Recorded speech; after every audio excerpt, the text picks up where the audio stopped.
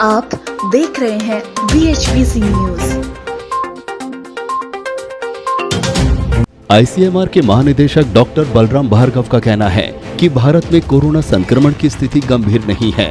संक्रमण का बढ़ना चिंता का विषय नहीं है।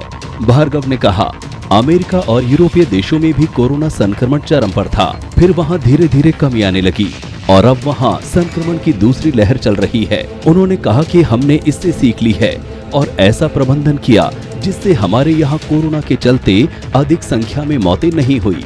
साथ ही आपको बता दें कि बलराम भार्गव ने कहा कि अलग अलग जगहों पर किए गए नियंत्रित परीक्षण से सामने आया है कि प्लाज्मा थेरेपी मौत के मामलों को कम करने या मध्यम से गंभीर बीमारी की प्रगति को रोकने में मददगार नहीं है। इस परीक्षण में 14 राज्यों और केंद्र शासित प्रदेशों के 25 जिलों के 39 अस्पतालों में 464 मरीज शामिल रहे। भार्गव ने कहा कि प्लाज्मा थेरेपी का उपयोग 100 सालों से भी अधिक समय से किसी न किसी रूप में वायरस संक्रमणों के लिए किया जा रहा है। इबोला वायरस के दौरान भी इसका इस्तेमाल किया गया था और कोविड-19 महामारी के बीच भी इसका इस्तेमाल किया गया। इसका फायदा है या नहीं, इस बारे में अध्ययन किया जा रहा है।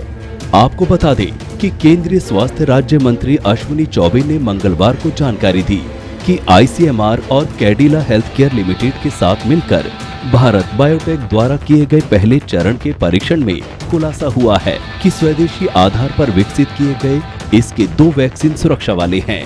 राज्यसभा में एक सवाल के लिखित जवाब में ICMR और निजी शोध केंद्रों द्वारा कोरोना के लिए क्लिनिकल ट्रायल की स्थिति का ब्यौरा देते हुए चौबे ने कहा कि उनके दूसरे चरण के क्लिनिकल ट्रायल चल रहे हैं। उन्होंने बताया कि सीरम इंस्टीट्यूट ऑफ इंडिया और ICMR ने 2 वैश्विक वैक्सीन कैंडिडेट्स के क्लिनिकल ट्रायल के लिए पार्टनरशिप की है।